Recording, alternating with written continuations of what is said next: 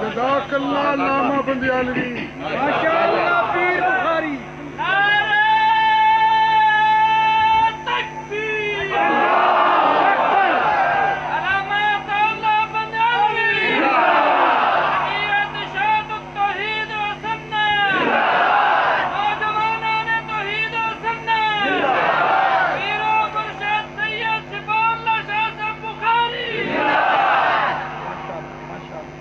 کسی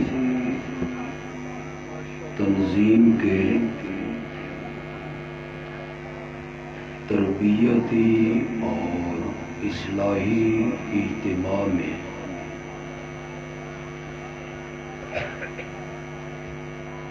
آنے والے لوگوں کو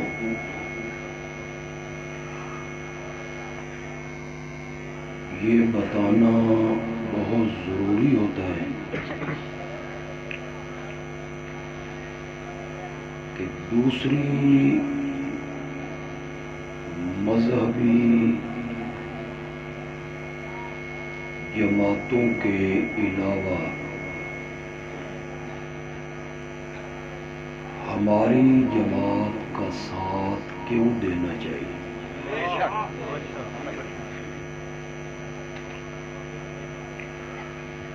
ہماری ترجیح کیا ہے؟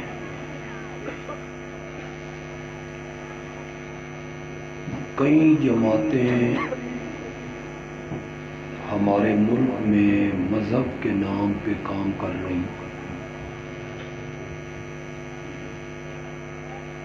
کئی تنظیمیں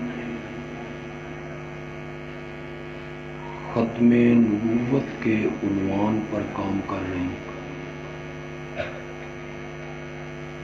کئی جماعتیں عظمت اصحاب رسول کے مشن پر کام کر رہی ہیں۔ انہیں چھوڑ کے ہماری جماعت کا ساتھ کیوں دینا چاہیے؟ اگر آپ کو یاد ہو، گزشتہ اجتماع میں میں نے کچھ ترجیحات کا ذکر کیا تھا۔ آج اپنی جس ترجیح کا ذکر کرنا چاہتا ہوں وہ یہ ہے کہ اللہ رب العزت نے اپنی آخری کتاب مقدس قرآن کی خدمت جتنی اس جماعت سے لی ہے، تاریخ میں اس کی مثال نہیں ملی۔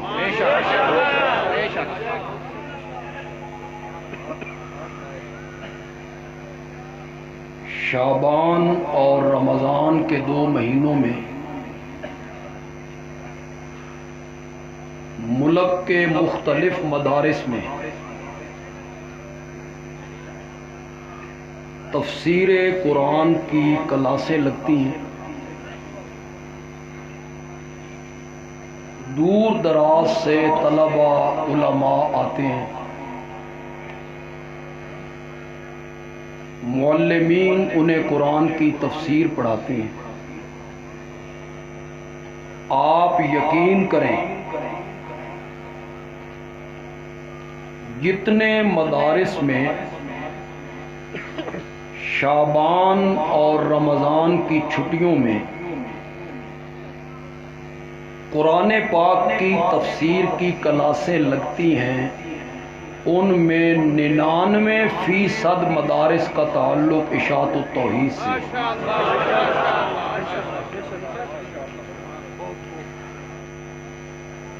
ہماری جماعت کے بانی رئیس المفسرین مولانا حسین علی الوانی رحمت اللہ علیہ حدیث کے فن میں بھی بڑی مہارت رکھتے تھے، فقہ کے فن میں بھی وہ بے مثال تھے۔ ان کے پیر و مرشد حضرت خواجہ عثمان رحمت اللہ علیہ، جن کے متعلق کہا جاتا ہے کہ انہیں ہدایہ یاد تھا، اتنے بڑے فقیہ، ان کے ہاں جب علماء کی محفل لگتی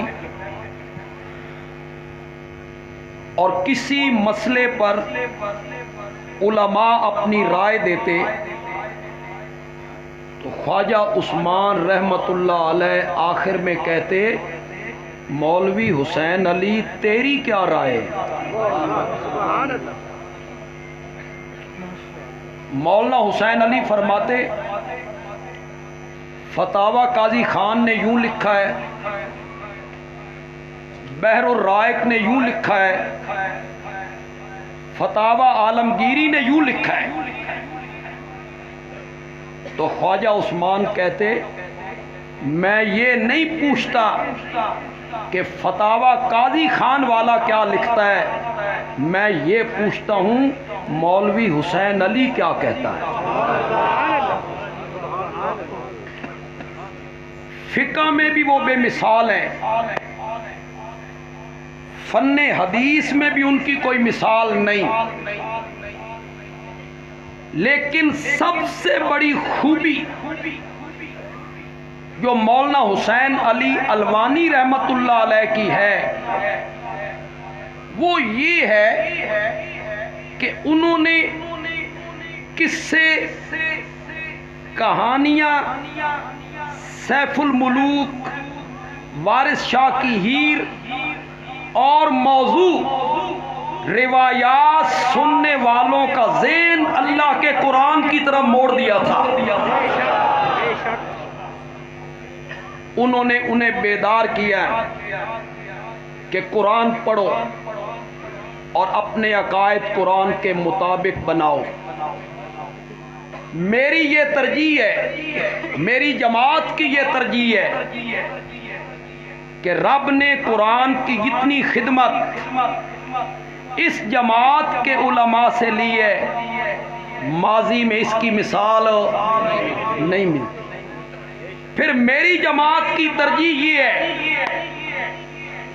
کہ میں لوگوں کو دعوت دیتا ہوں کہ میرے ساتھ آؤ، ہمارے کاندھے سے کاندھا ملاؤ۔ ترجیح یہ ہے کہ ہمارا کوئی خطیب، چاہے وہ طالب علم ہی کیوں نہ ہو، جب بھی وہ منبر پہ آئے گا اپنی تقریر کو قصوں، کہانیوں، حکایتوں، موضوع روایتوں سے مزین نہیں کرے گا، وہ اپنی تقریر کو رب کے قرآن سے مزین کرے گا۔ یہ میری جماعت کی ترجیح ہے۔ ہمارا خط، آپ 10 بجے سے تقریریں سن رہے ہیں، یہاں ایسے خطیب بھی آئے ہوں گے جو ابھی طالب علمی کے زمانے میں، کچھ ایسے بھی ہیں جو نئے نئے فارغ ہوئے، ابھی انہوں نے خطابت میں قدم رکھا۔ ہر خطیب نے اللہ کے قرآن کی بارش برسا دی۔ یہ میری ترجیح ہے کہ ہم نے سہارا لیا اللہ کے قرآن کا، اور پھر یہ میری ترجیح ہے کہ ہم نے شرک کے خلاف آواز اٹھائی اور اللہ کی توحید کو واضح انداز میں بیان کیا، اور توحید کو بیان کرتے ہوئے ہم نے رب کے قرآن کی آیتوں کی بارش برسا دی ہے۔ یہ میری ترجیح ہے۔ موضوع کوئی سا ہو، جلسے کا عنوان کوئی سا ہو، ہماری جماعت کا خطیب کوشش کرتا ہے کہ اس عنوان میں سے توحید کو بیان کرنے کا راستہ نکالے. آپ بتائیے حضرت یوسف علیہ السلام کے پاس جو دو قیدی آئے تھے وہ توحید سننے آئے تھے؟ وہ تو خواب کی تعبیر پوچھنے آئے ہیں کہ ہمیں یہ خواب آیا اس کی آپ تعبیر بتائیں. دو آدمی میسر آئے اور حضرت یوسف علیہ السلام نے رب کی توحید بیان کرنے کا راستہ نکالا. وَاتَّبَعْتُ مِلَّةَ آبَائِي ابراہیم و اسحاق و یعقوب. آج اپنے باپ دادا کا نام لے رہے ہیں. میرا بابا یعقوب ہے، میرا دادا اسحاق ہے، میرا پردادا ابراہیم. اس سے پہلے تو کبھی نام نہیں. کنویں سے لوگوں نے نکالا، مفت میں غلام ہاتھ آ گیا. اس دن نہیں بتایا کہ کس کو غلام کہہ رہے ہو. میں یعقوب کا بیٹا ہوں، نہیں بتایا. مصر کی منڈی میں بک گئے، نہیں بتایا میں کون ہوں. زلیخا نے جال پھینکا، انہیں ہتھکڑیاں لگیں، انہوں نے نہیں بتایا میں کون ہوں. آج رب کی توحید بیان کرنے کا وقت آیا تو آج پہلی مرتبہ بتایا کہ میں کون ہوں. اس لیے کہ متکلم جتنا اونچا ہوتا ہے اس کے کلام میں اتنا اثر ہو. ہم قرآن کے طالب علم ہیں. ایک دوسری وجہ بھی بیان کر سکتا ہوں. آج حضرت ابراہیم، حضرت اسحاق اور حضرت یعقوب کا نام لے کر حضرت یوسف یہ بتانا چاہتے ہیں کہ جو مسئلہ توحید میں تمہیں سمجھانا چاہتا ہوں نا، یہ کوئی نیا مسئلہ نہیں ہے. میرے پردادا ابراہیم نے بھی یہی مسئلہ بیان کیا تھا، اس لیے ان کا نام لیا. ذالک من فضل اللہ ما کان لنا ان نشرک باللہ من شیء ذالک من فضل اللہ. کبھی میرا خیال یہ تھا کہ یہ خطیب اور علماء جو توحید بیان نہیں کرتے اور پردے ڈالتے ہیں، انہیں شاید چندوں کا خطرہ ہے. مدرسے بند ہو جائیں گے، مرید کم ہو جائیں گے، مقتدی گھٹ جائیں گے. میرا اپنا یہی خیال ہے. لیکن میں کچھ علماء کو ذاتی طور پہ جانتا ہوں، وہ کراچی میں ہیں، لاہور میں ہیں. انہیں چندوں کی کوئی لالچ نہیں،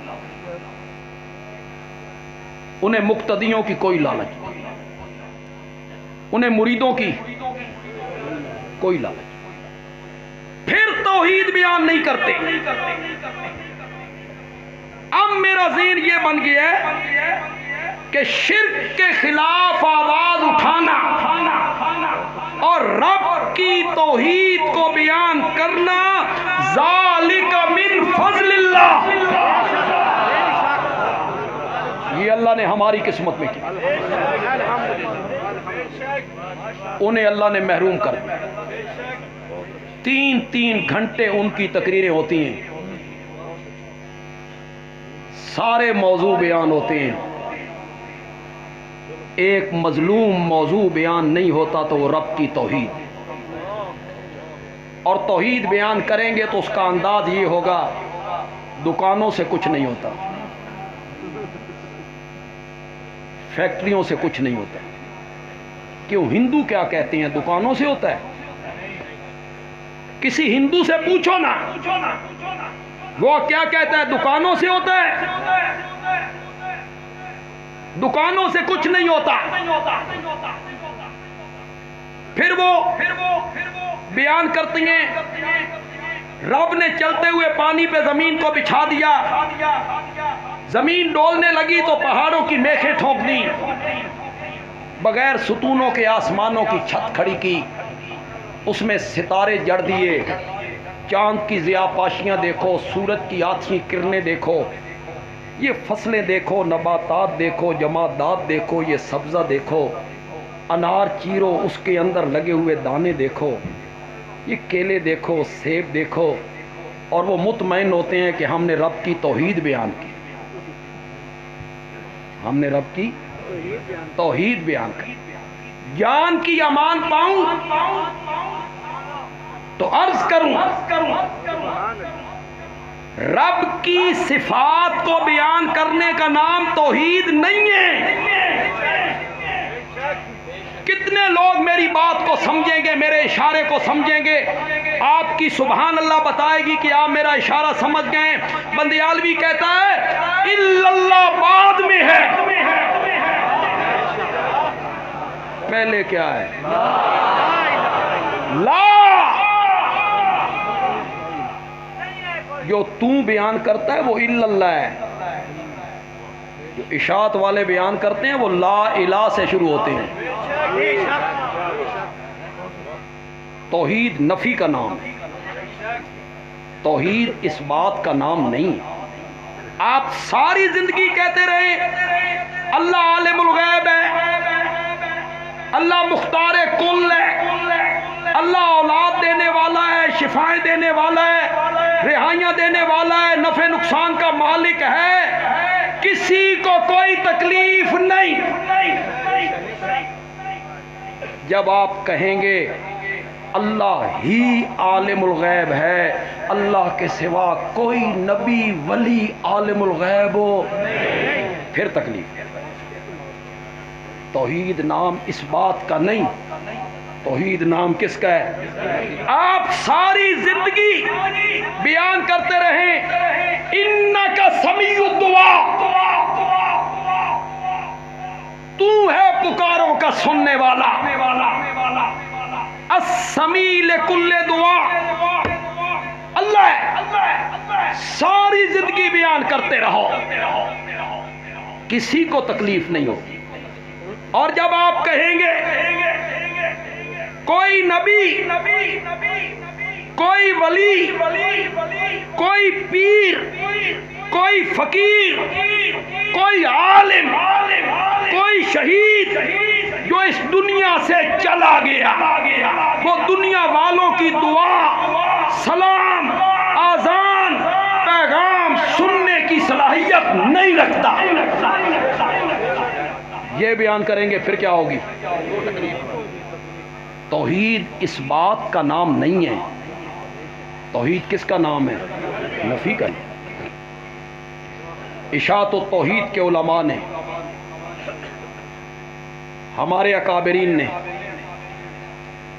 حضرت شیخ القرآن جیسے بچے تو مائیں روز روز جنتی نہیں، ان کی توحید بیان کرنے کا جو رنگ تھا نا، میں اس کا تجزیہ کرتا ہوں، میں کہتا ہوں اس دور میں اگر کسی نے پیغمبری رنگ میں توحید سنائی ہے نا تو وہ غلام اللہ خان، سبحان اللہ، کوئی تمہید نہیں۔ کہتے تھے جس شہر میں جاؤ نا اور اس شہر کے قرب و جوار میں جو بزرگ پوجا جا رہا ہے، توحید بیان کر کے اس بزرگ کا نام لے کے کہو اس دے اختیار ککھ بھی نہیں۔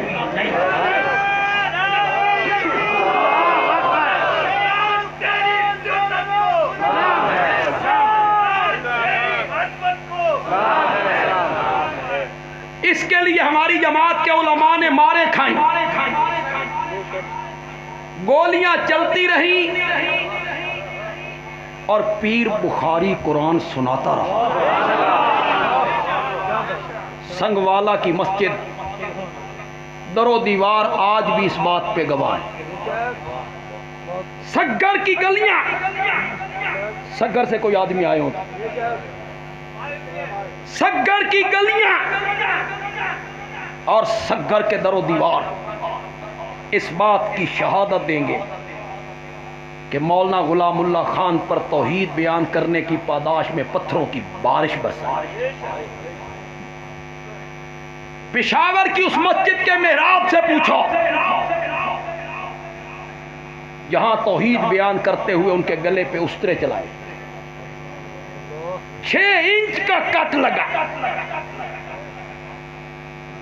ادھر منہ موڑا تو ناک پہ بھی لگ، اس انگلی پہ بھی لگ، ناک پر آخری دم تک نشان تھا، استرے چلتے رہے، لا الہ الا اللہ کی صدا میں فرق نہیں ہے۔ ہمارے اکابرین نے کام کیا، ہمیں تو بنا بنایا گلشن ملا ہے، باغ ملا ہے ہمیں بنا بنایا ہے۔ حضرت سید عنایت اللہ شاہ بخاری رحمت اللہ علیہ گجرات میں آئے ہوں گے نا، ایک بندہ بھی اشاعت و توحید کا نہیں ہوگا، وہ اکیلے ہوں گے، اور جب دنیا سے گئے آدھے شہر کو پاٹ کے رکھ دیا۔ مزہ آیا نا؟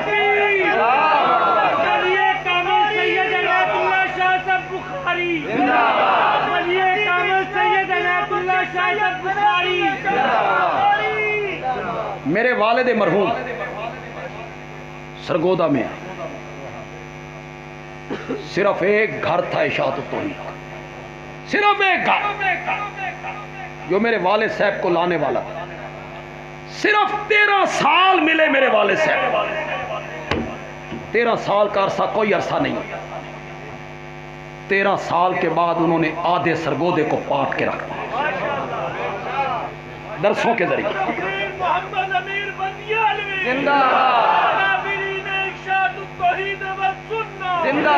لیکن کام کیسے کیا؟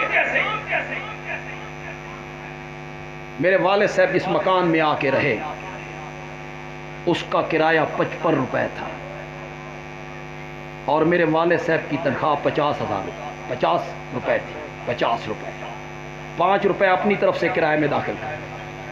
ہمارے اکابرین نے بڑی محنتیں کی، بھوک برداشت کی، لاؤڈ سپیکر اپنے کاندھوں پہ اٹھائے، اللہ ان کی قبر منور فرمائے۔ ہمیں فخر ہے اپنے اکابرین پر، خدا گواہ کسی جماعت کے اکابرین کے پاس ایسے مخلص اکابر نہیں جو ہماری جماعت کے، بے لوث، توحید سے محبت کرنے والے، مارے بھی کھائیں، فتوے بھی جھیلے، پھپتیاں بھی برداشت، تمسخر۔ آج جو لوگ بڑے دھڑلے سے کہتے ہیں غلام اللہ خان ہمارا تھا، انہوں نے تحریر لکھ دی تھی، راولپنڈی میں پورے پاکستان کے علماء کی کریم جمع تھی، جس میں مولانا فضل الرحمان صاحب بھی تھے، پورے پاکستان کی کریم۔ ایک مولوی نے جب وہاں تجویز دی کہ اس تحریر پہ متفق ہو جائیں جو مولانا غلام اللہ خان نے لکھ کے دی تھی، اور جو متفق نہ ہو اسے اٹھا کے باہر پھینک دیں۔ جب میری باری آئی تو میں نے کہا مجھے افسوس ہے کہ جس عالم نے یہ تجویز پیش کی ہے انہاں اس تحریر نو حالے تک پڑھیا ہی نہیں۔ اگر انہوں نے اس تحریر کو پڑھا ہوتا وہ کبھی تجویز نہ دیتے کہ اس تحریر پہ متفق ہو جائیں۔ آج میں پہلی مرتبہ بتا رہا ہوں، اس تحریر میں یہ لکھا ہوا ہے کہ حضرت سید عنایت اللہ شاہ بخاری جس مسلک کے قائل ہیں ان کا مسلک دلائل پر مبنی ہے، اس تحریر میں لکھا ہوا ہے۔ شاہ بخاری مسلک جمعیت اشاعت التوحید و سنت، جس تحریر کے بلبوتے پہ ناچتے ہو اور کہتے ہو غلام اللہ خان ہمارا تھا، اس تحریر کو پڑھو، اس میں لکھا ہوا ہے سید عنایت اللہ شاہ بخاری اہل سنت والجماعت ہیں۔ جی منو، مانو اس تحریر کو۔ تم تو کہتے ہو ہمارے پاس دلائل کوئی نہیں، ہم جو حیات برزخیہ کے قائل ہیں اور ہم جو قائل ہیں کہ عند القبر نبی اکرم صلی اللہ علیہ وسلم درود و سلام کو سنتے نہیں ہیں، ہم جو قائل ہیں اشاعت التوحید والے، ہم کوئی گھونگٹ ڈال کے بات کرتے ہیں؟ ہم تو گھونگٹ اٹھا کے بات کرنے کے آتے ہیں۔ ہمارا مسلک آج بھی یہی ہے اور دلائل پر مبنی ہے۔ تم تو کہتے ہو ان کے پاس دلائل کوئی نہیں۔ تم جب یہ دونوں ہمارے جماعت کے سربراہ زندہ تھے، تمہارے مقابلے میں تھے، تو تم کہتے تھے اے این غین دی جوڑی ہے، این غین دی جوڑی ہے، اور تم ہمارا تمسخر اڑایا کرتے تھے غلام خانی ٹولہ۔ اس وقت تم ہمیں غلام خانی ٹولہ کہتے تھے، آج تو ان پتہ لگا بے غلام اللہ خان تو آڈا سی، آج تمہیں سمجھ آئیے ہمیں تم غلام خانی کہتے تھے۔ مولانا غلام اللہ خان کا مسلک، میں نے ان سے 2 مرتبہ قرآن کی تفسیر پڑھی۔ جب میں دوسرے سال پڑھنے کے لیے گیا تو ہمارے مخدوم حضرت مولانا سید ضیاء اللہ شاہ صاحب بخاری بھی پڑھنے کے لیے آئے تھے، میں نے اور انہوں نے اکٹھا پڑھا تھا، ایک ہی تختی پہ بیٹھ کے پڑھا، ایک ہی جگہ پہ بیٹھ کے پڑھا۔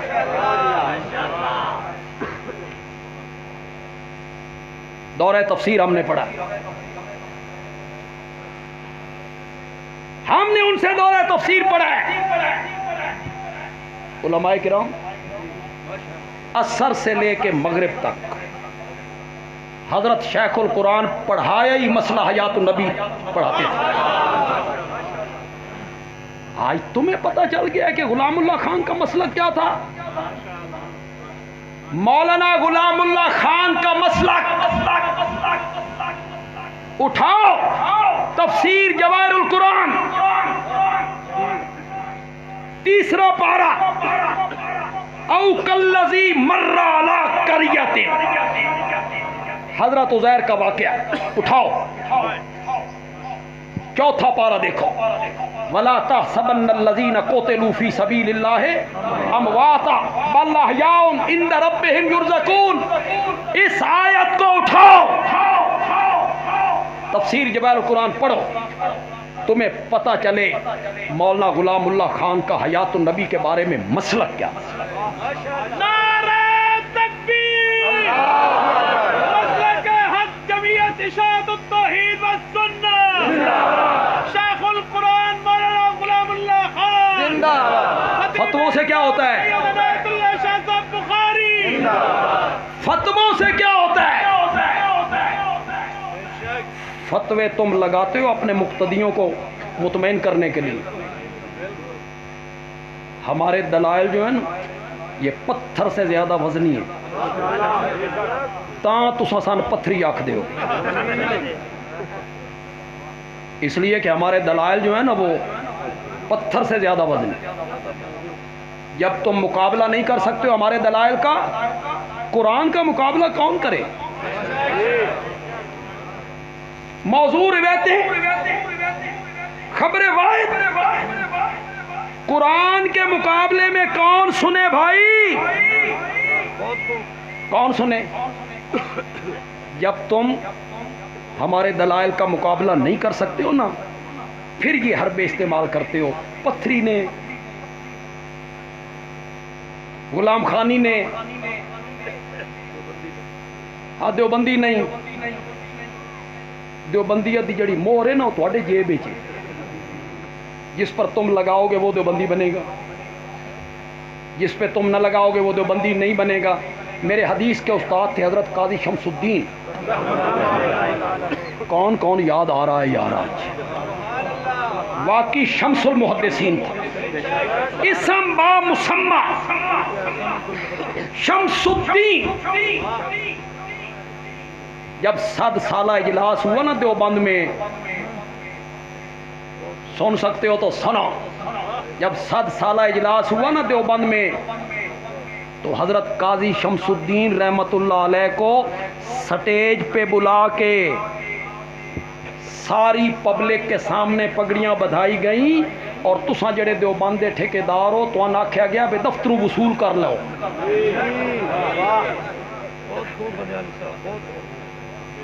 حضرت قاضی صاحب فرمایا کرتے تھے اس کے باوجود ہم دیوبندی نہیں، جسے پگڑی سٹیج پہ پہنائی گئی یہ سب تمہارے الزام ہیں، اس معنی میں پتھری ہیں ہم، ہمارے دلائل پتھر کی طرح مضبوط ہیں، اور جس معنی میں تم کہتے ہو شرم کرو۔ اس کو نقل کرتے ہوئے بھی حیا آنی چاہیے کہ ہم اس بات کے قائل ہیں کہ الیاذ باللہ آپ کا وجود قبر منور میں پتھر ہو گیا۔ اس معنی میں کہتے ہو جمعے کے دن باوضو ممبر پہ بیٹھ کے بہتان باندھتے ہو۔ سنو، اس معتبر سٹیج سے بندیالوی پوری جماعت کی نمائندگی کرتے ہوئے کہتا ہے میرے اکابر کا، میری جماعت کے ایک ایک عالم کا، میری جماعت کے ایک ایک ورکر کا یہ عقیدہ ہے کہ میرے پیارے پیغمبر کا وجود مقدس آج بھی قبر منور میں اسی طرح محفوظ ہے جس طرح پہلے دن رکھا گیا تھا۔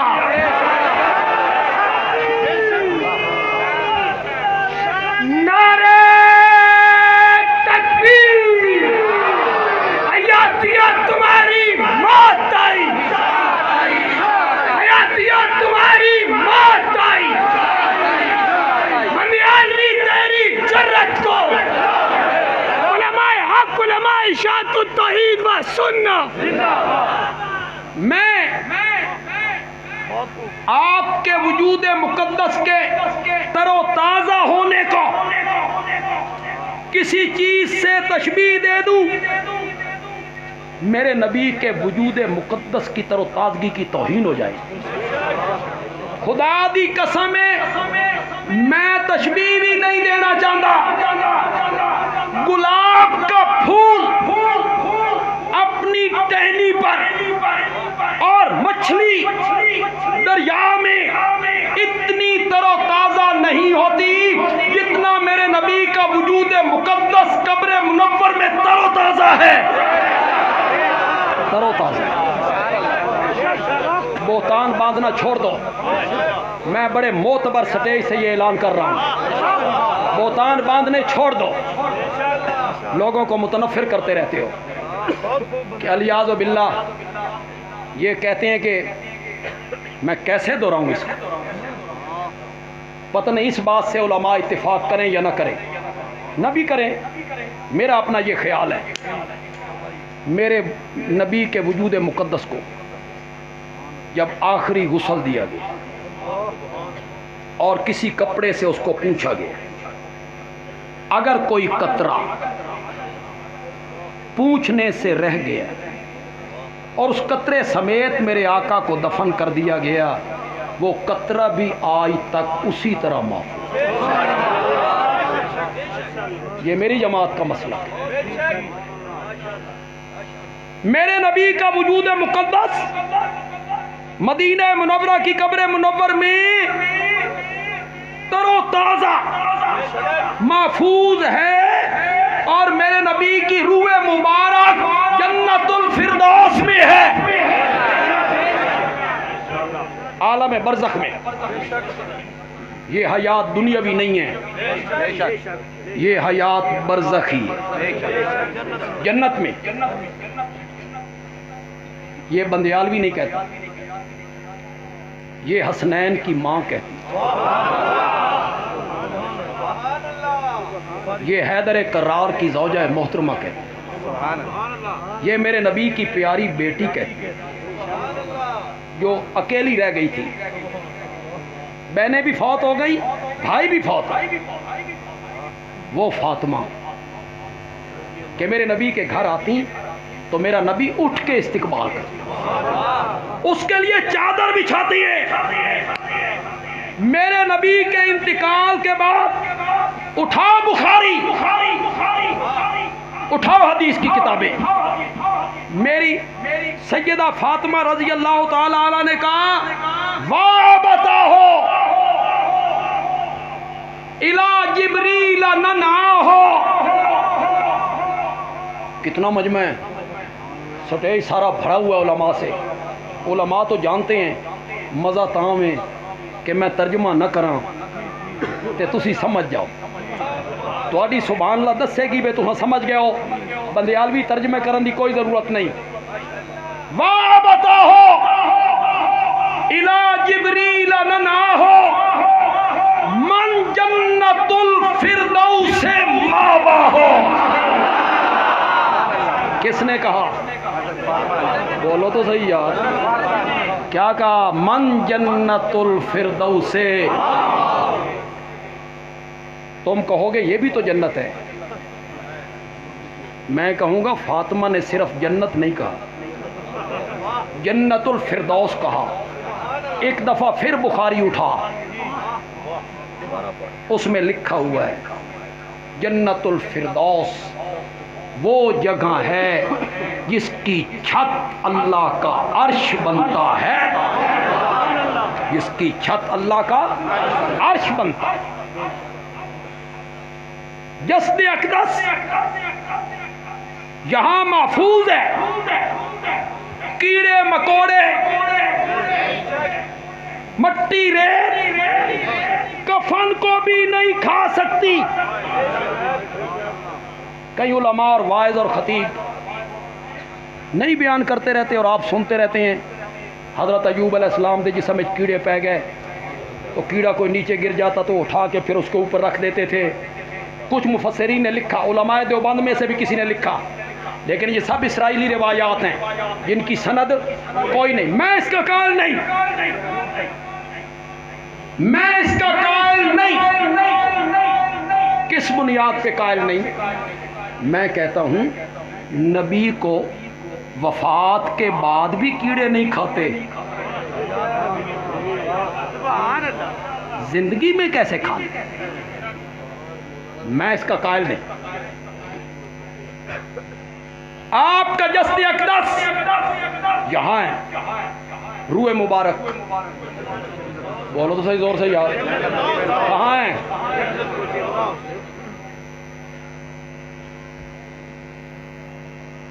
آخری وقت ہے. حضرت سیدہ فاطمہ رضی اللہ تعالی، میرے نبی نے ان کے کان میں ایک بات کہی، وہ رونے لگے. پھر آپ نے دوسرے کان میں بات کہی، وہ ہنسنے لگے. ام المومنین کہتی ہیں میں نے کہا 1 منٹ میں ہنسنے لگ گئی، اس سے پہلے 1 منٹ میں رونے لگ گئی تھی.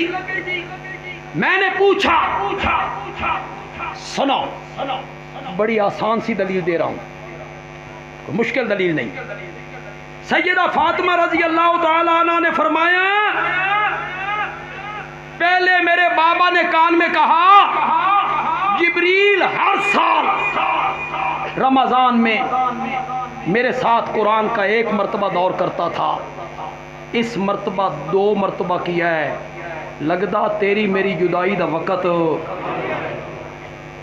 شاید اللہ کا بھیجا ہوا فرشتہ آئے، میں اس کی آواز میں لبیک کہوں. جدائی کی یہ بات سن کے میں رونے لگ گیا.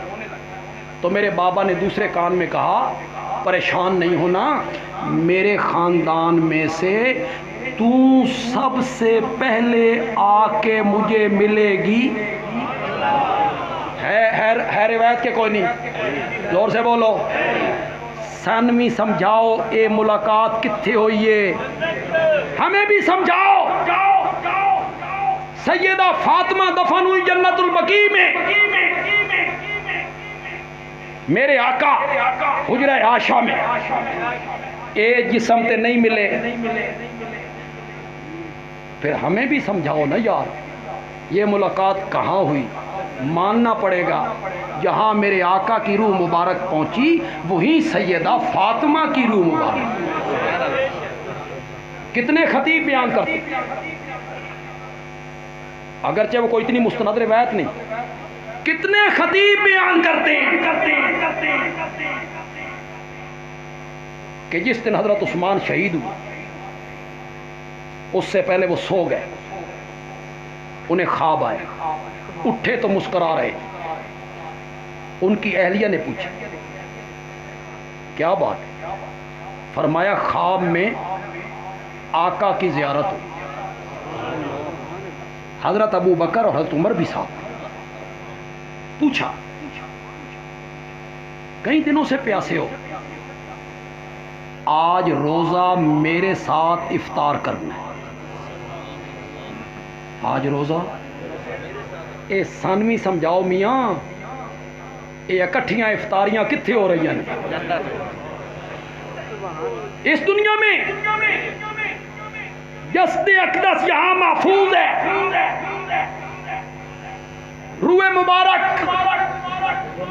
جنت الفردوس میں۔ بس بندے عالوی کی تقریر کے آخری الفاظ ہیں، مجھے پتہ ہے کہ خطباء کی لائن لگی، مولانا قاری سلیمان صاحب آئے ہیں، مولانا نذیر صاحب آئے ہیں، اور بھی علماء خطیب بہت میرے بات بیان کریں۔ ایک بات یہ آپ کی دعائیں ہیں جس کی وجہ سے بول لیتے ہیں، ایک بات آخر میں کہنا چاہتا ہوں، آپ کے وجود مقدس کو مٹی نہیں کھاتی، مٹی تو میرے وجود کو بھی نہیں کھاتی، میرے وجود کو نہیں کھاتی۔ اصحاب کاف 309 سال سوئے رہے، مٹی نے کھایا؟ مٹی نے تو ان کے وجود کو بھی نہیں کھایا، آپ کے وجود کو بھی مٹی نہیں کھاتی، میرے آقا کے وجود کو بھی مٹی نہیں کھاتی، تو کمال کس کا؟ بندے عالوی کہتا ہے مجھے مٹی اس لیے نہیں کھاتی کہ میرے جسم میں روح موجود ہے۔ بات تو میں کر گیا ہوں یار، بات تو یا میں کر گیا ہوں، اسی اشارے کو سمجھو یار۔ اصحاب کاف کے وجود کو مٹی نے اس لیے نہیں کھایا کہ روح جسم میں موجود تھی، روح جسم میں ہو، مٹی نہ کھائے، کوئی کمال نہیں، کوئی کمال نہیں۔ آمنہ کے لال کا کمال یہ ہے جسم میں روح بھی کوئی نہیں، مٹی پھر نہیں کھاتی ہے۔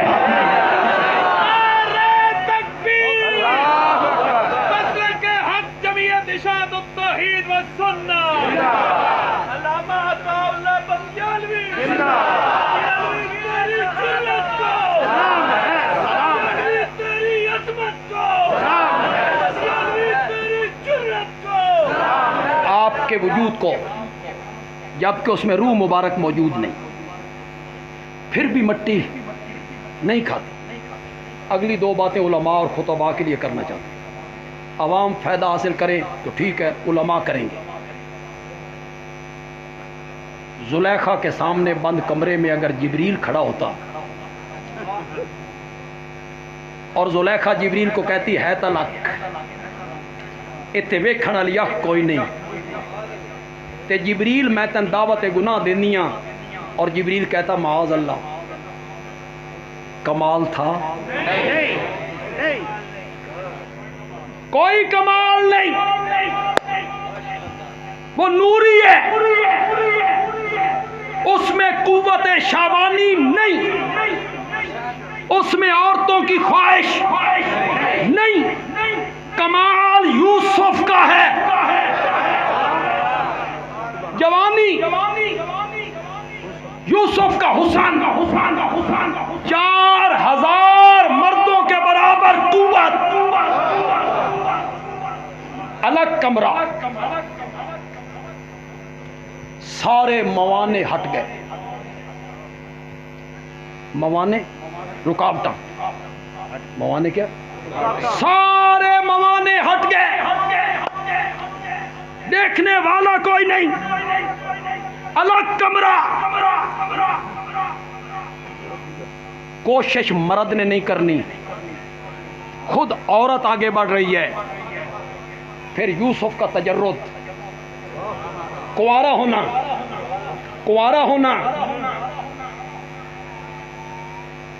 وہ کہتی ہے طلاق، یہ کہتا ہے معاذ اللہ، یہ کمال، نور ہو کے بچ جائے کوئی کمال، کمال تب ہے یوسف بشر ہو کے بچ جائے۔ ایک اور بات بھی کہہ سکتے، نور ہو کے عرش پہ جاتا نا، پتہ نہیں سمجھو کہ نہیں سمجھو، پھر کمال نہیں تھا، بلکہ لوگ کہتے نور ہے گیا کیوں نہیں، نور جو ہے گیا کیوں نہیں،